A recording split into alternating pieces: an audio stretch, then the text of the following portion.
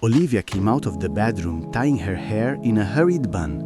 When she saw the envelope, her legs weakened.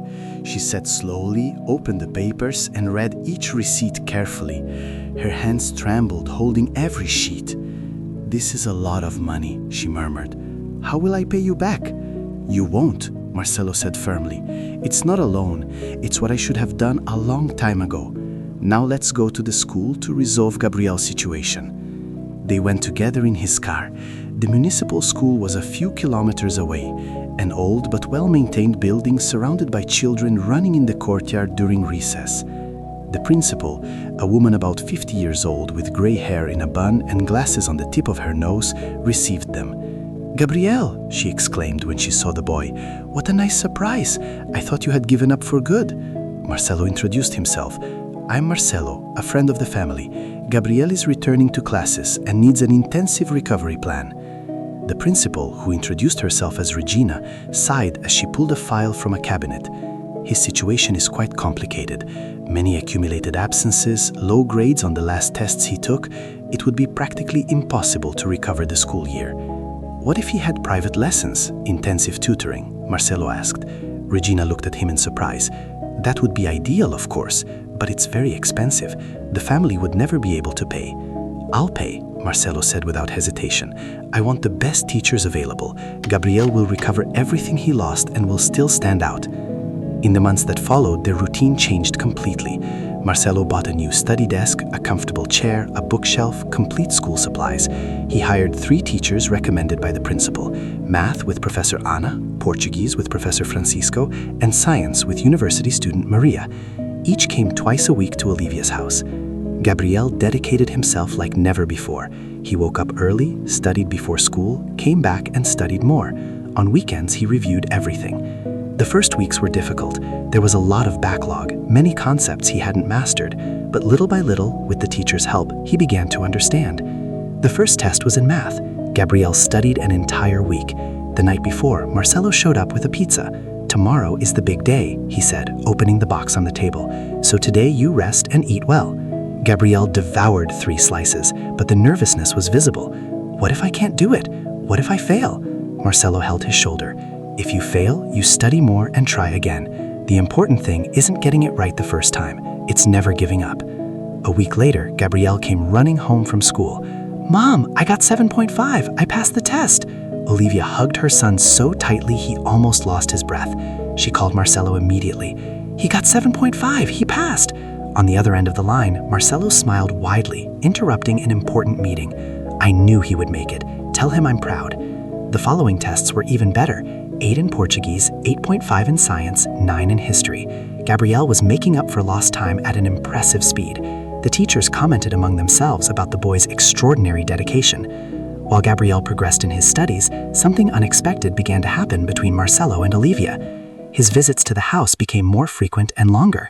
There was always an excuse: bringing a new book for Gabriel, checking if everything was okay, discussing school progress. But the truth was different. Marcelo began noticing details he had never paid attention to before. The way Olivia smiled when Gabriel talked about school, the delicate way she arranged flowers in the living room vase, the soft voice when she hummed while cooking. Olivia also noticed changes. Marcelo started asking about her life, not just about work. He wanted to know if she was tired, if she needed anything, how her day had been. One afternoon, he arrived with 3 books. "I remembered you said you liked to read," he explained, handing her the novels. "I thought you'd like these." Olivia took the books carefully, as if they were fragile treasures. "Thank you. It's been so long since I read for pleasure." "Then it's time to start again," Marcelo replied, sitting on the sofa. "You spend your life taking care of everyone. You need to take care of yourself, too." Olivia sat on the other end of the sofa, keeping a respectful distance. "It's hard to think about myself when there's so much to solve, but now there isn't anymore," Marcelo reminded her. "The bills are paid, Gabriel is studying, you can breathe." She looked at him with an expression that mixed gratitude and something deeper. "You completely changed our lives. I don't know how to thank you." Marcelo held her gaze, feeling his heart race. "You don't need to thank me. I'm the one who should thank you for teaching me what really matters." The silence that followed was different, charged with a tension neither of them knew how to name. Olivia looked away first, standing to get water from the kitchen. Marcelo watched her walk away, realizing something was changing inside him. It wasn't pity, it wasn't charity, it was genuine attraction to that strong woman who faced the world with dignity. Weeks passed and the visits continued. Marcelo began teaching Olivia to drive. He had bought a used but good condition car and said it was so she could go to and from work more safely. "I don't know if I can learn," Olivia said on the first lesson, gripping the steering wheel with tense hands. "I've never even sat in the driver's seat." Marcelo smiled patiently. "You raised a son alone, worked 3 jobs at once, kept your dignity when everything was falling apart. Driving is easy compared to that." The driving lessons became special moments. Marcelo sat in the passenger seat, giving calm instructions. "Slowly on the clutch. That's it. Now accelerate a little." Sometimes his hand touched hers on the gear shift, and both felt an electric current pass between them. Neither commented, but both noticed perfectly. Gabriel watched everything with the attentive eyes of a clever teenager. He saw how the potential stepfather looked at his mother. He saw how she smiled differently when he was around. One night, after Marcelo left, Gabriel asked directly, "Mom, do you like him?" Olivia was washing dishes and froze, hands immersed in soapy water. "He's a very good person, son. He saved our family." "That's not what I asked," Gabriel insisted. "I asked if you like him, the way a woman likes a man." Olivia dried her hands slowly, buying time. She sat at the table facing her son. "And if I say yes, would you be upset?"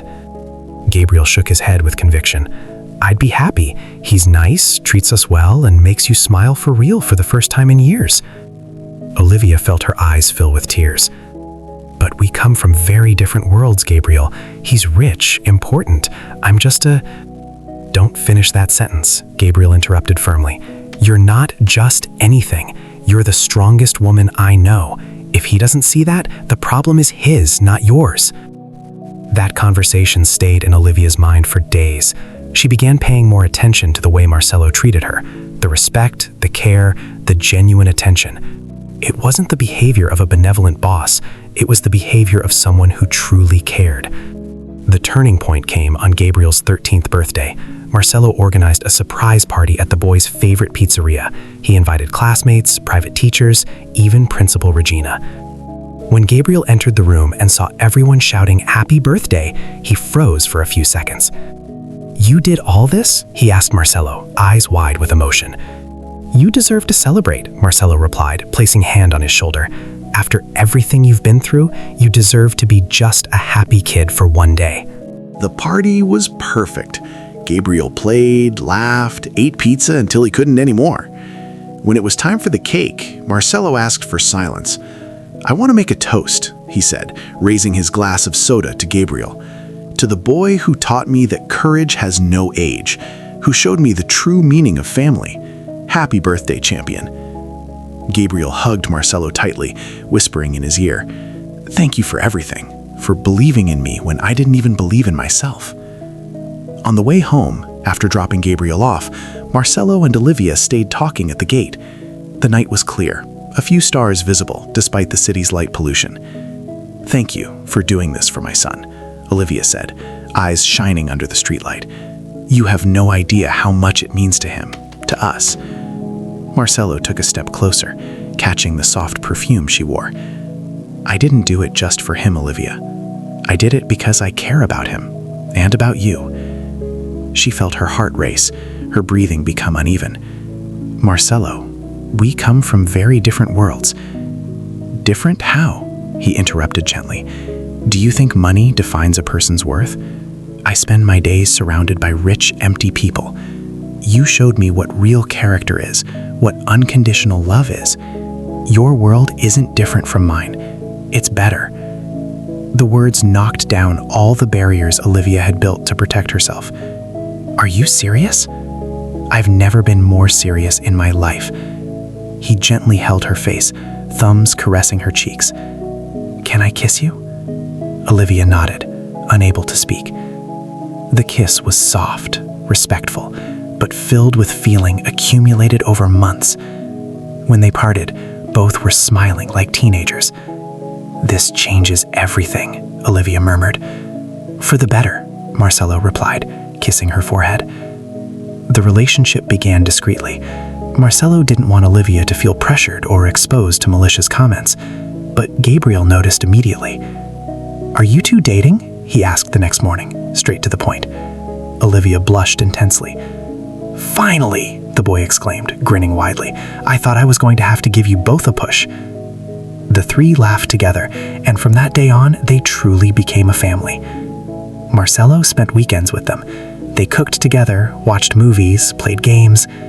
Gabriel finally had the father figure he had always wanted and deserved. Olivia went back to studying. Marcelo insisted she finish high school and then go to college. "You always wanted to study pedagogy, right? So let's make it happen."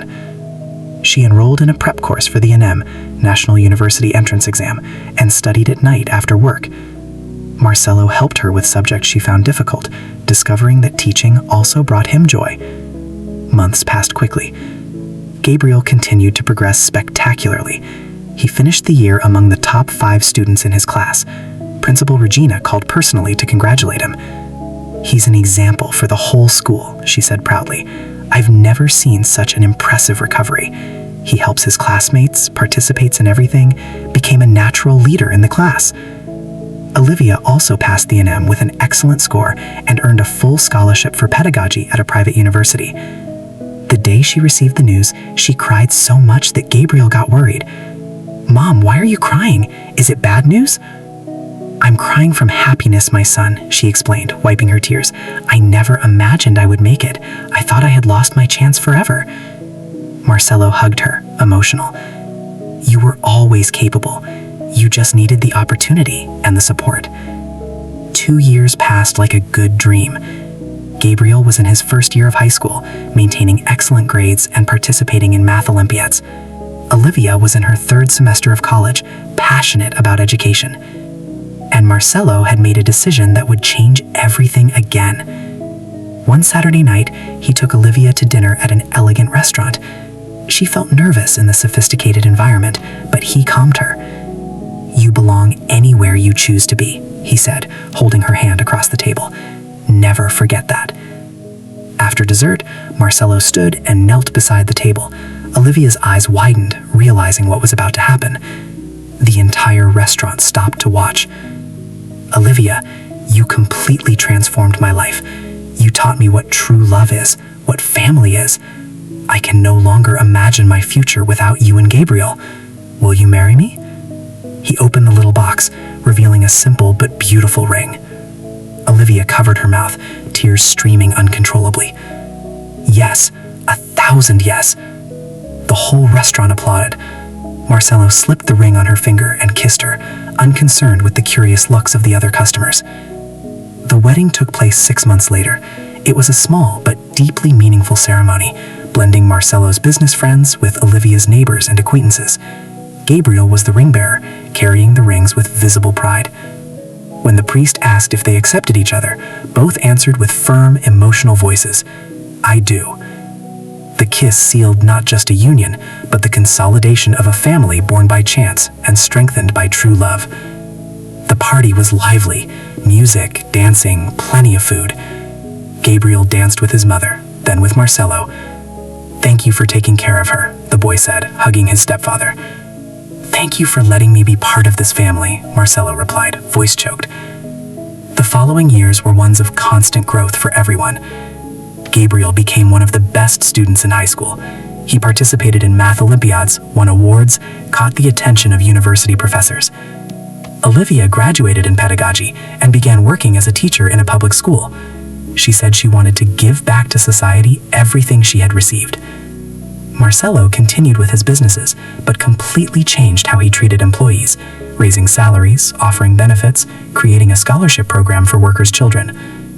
When Gabriel turned 18, he took the university entrance exam for civil engineering and placed first at the Federal University. The celebration was intense and emotional. "I did it!" Gabriel shouted when he saw the result online. "I really did it!" Marcelo hugged him tightly, chest swelling with pride. "I always knew you would. You're a warrior." High school graduation was moving. Gabriel was chosen to give the class farewell speech. He stepped onto the stage, adjusted the microphone, and began. His firm voice echoed through the silent auditorium. When I was 12 years old, I worked carrying firewood to help my mom pay the bills. I thought my future would always be like that. Hard work, little money, no prospects. He paused, looking at Marcelo and Olivia in the audience. But one day, a man decided not to pretend he didn't see me on that dirt road. He decided to stop, to ask, to care, and that changed everything. His voice faltered slightly, but he continued with determination. That man taught me I could dream big, that I could build bridges instead of carrying burdens. Today I stand here, approved for engineering, because he believed in me when I didn't even believe in myself. Marcelo discreetly wiped away tears, too moved to care who was watching. But I also want to talk about my mother, Gabriel continued. The strongest woman I know, who worked 3 jobs at once to feed me, who never gave up even when everything seemed impossible. Mom, this diploma is yours too. Olivia cried openly, no longer trying to hide her emotion. And to all of you here, Gabriel turned to his classmates, I want to say something important. It doesn't matter where you come from. It doesn't matter how many times you fall. What matters is having someone who believes in you and believing in yourself. The rest is work and dedication. The auditorium erupted in applause. Gabriel stepped down from the stage. He went straight to hug his parents, forming a circle of love and gratitude. The 5 years of college passed at impressive speed. Gabriel dedicated himself intensely, maintaining the same discipline he had since childhood. He did internships at major construction companies, participated in important projects, stood out among older colleagues. Marcelo followed every achievement with genuine paternal pride, attending project presentations, helping when Gabriel had questions about the administrative side, offering advice based on his vast business experience. Olivia continued teaching and had become the pedagogical coordinator at her school. She implemented several support programs for vulnerable students, always remembering where she came from and where she wanted to lead other children. In his final year of college, Gabriel began working secretly on a personal project. He spent hours drawing, calculating, redrawing plans. When Marcelo asked what it was, he only smiled mysteriously. You'll see when it's ready. It's a surprise. But before Gabriel's surprise, the past came knocking unexpectedly. One sunny Sunday, while they were having a barbecue by the pool of their new house, the doorman called on the intercom. Mr. Marcelo, there's a man at the gate. He says he's Gabriel's father. His name is Rogerio. A heavy silence fell over the leisure area. Olivia paled, the glass of juice trembling in her hand. Gabriel, now a 23-year-old man, tall and strong, frowned with an expression Marcelo had never seen.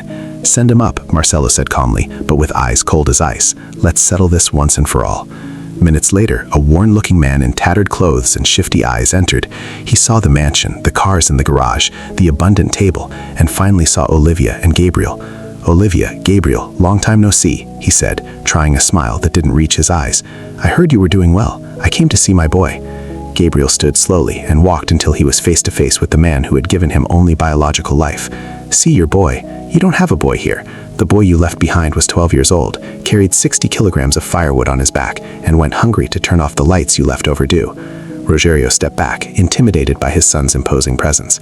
I had problems, son. Life is hard, but I always loved you. Love his presence, Rogerio. Love his care, Marcelo intervened, standing beside Gabriel and putting an arm around his shoulders. This young man became an honorable man despite you, not because of you. Rogerio looked from Marcelo to Gabriel, realizing the unbreakable bond between them. I have rights. I'm the biological father. Gabriel gave a dry, humorless laugh. Rights? You lost any right the day you walked out that gate and never looked back. You want money? Is that it? Because love you never wanted to give. Rogerio lowered his head. The mask finally fell. I'm sick. I have nowhere to go. I heard you were about to graduate as an engineer, that your stepfather is rich. Olivia stood, walking with an elegance and firmness Rogerio had never seen in her. We will help you, Rogerio. Not because you deserve it, but because we are not you. We'll pay for treatment, a place for you to stay, but you will never set foot in our house again or contact Gabriel. That's the deal. The man accepted, defeated by the dignity of the family he had once despised. He left their lives as quickly as he had entered, leaving only the certainty that blood ties mean nothing compared to ties of love and choice. The day of the civil engineering graduation finally arrived. The auditorium was packed with family, friends, and professors. When they called Gabriel Santos, Marcelo and Olivia stood together, applauding emotionally, pride overflowing in every gesture. Gabriel went up to the stage, received his diploma, and to everyone's surprise, asked for the microphone. The dean, knowing the young man's extraordinary story, handed it over without hesitation. Gabriel looked at the audience, found Olivia's teary eyes and Marcelo's proud smile. "They say a father is the one who raises," he began, voice choked, echoing in the silent hall. "But I disagree. Even a coach raises. A father is the one who saves. A father is the one who sees potential where the world sees only a dirty boy carrying firewood. A father is the one who teaches you that your hands can build buildings, not just carry rubble." He paused, taking a deep breath to control the emotion threatening to break his voice. "Mom, you were my rock when everything was collapsing. But Marcelo, you were my wings when I was stuck on the ground, too heavy to fly. This diploma doesn't have just my name. It carries my mother's sweat and my father's heart, my real father." He stepped down from the stage and went straight to hug Marcelo. The two cried in each other's arms, grown man and mature man, father and son, united by fate and strengthened by choice. Olivia joined the embrace, completing the circle of love formed years earlier. That night, during the graduation party, Gabriel called Marcelo and Olivia to a quiet corner. He was carrying a large roll of paper under his arm, protected by a plastic tube. "I have a gift for you. My first project signed as an engineer." Marcelo unrolled the large sheet on a table. It was the complete technical drawing of a modern educational complex, beautiful, with spacious classrooms, sports courts, laboratories, a library. At the top of the first sheet, in careful handwriting, were the words, "Olivia and Marcelo Educational Institute." Marcelo looked at Gabriel, unable to speak for several seconds. "What is this, son?" Gabriel smiled, eyes shining with emotion. "I bought that plot of land where the firewood shed used to be, the same place you found me years ago," he explained, voice trembling. "We demolished the old shed last week. We're going to build this there. A free technical school for low-income youth. They'll learn carpentry, electrical work, programming, and engineering. I want other Gabriels to have the chance I had." Marcelo felt the tears return full force. "You bought the land of your nightmare to build a dream?"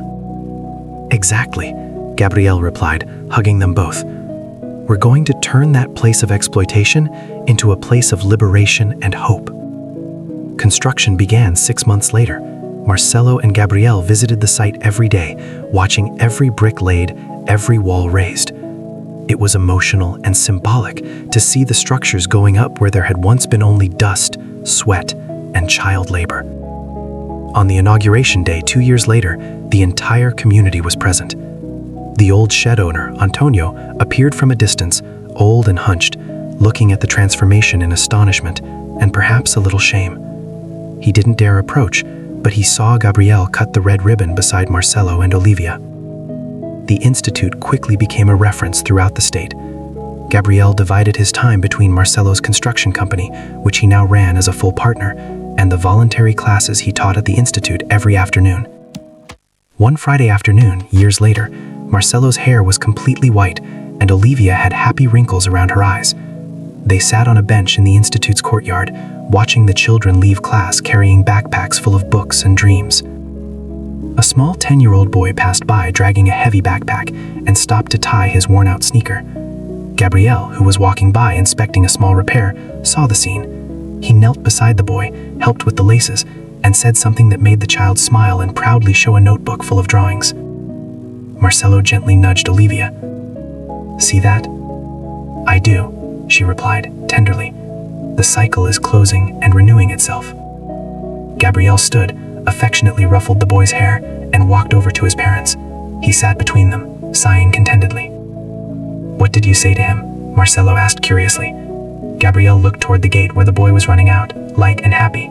"He told me his backpack was heavy because he was taking lots of library books to study over the weekend, but he was tired.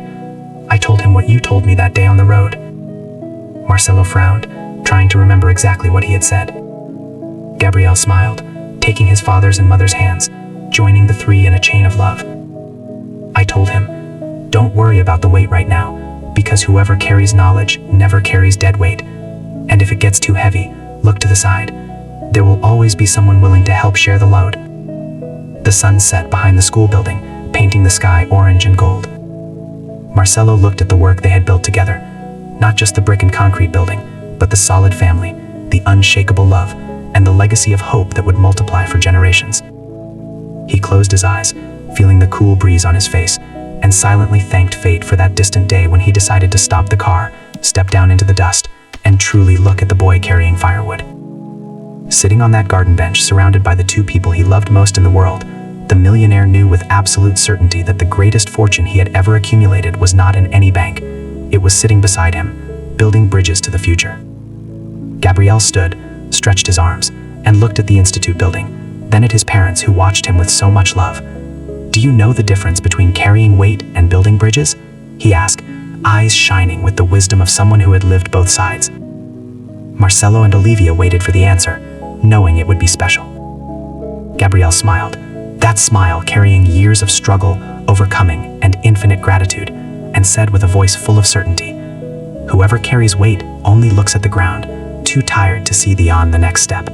But whoever builds bridges always looks to the horizon, because they know that on the other side there are people waiting to cross together. And most important of all, every bridge needs a solid foundation. You were my foundation, and now it's my turn to be a foundation for other children who are still carrying the weight of the world on their backs, waiting for someone to stop the car and offer not just help, but the chance to build a better future." If this story touched you in any way, subscribe to our channel, leave your like, and turn on notifications so you don't miss the next stories.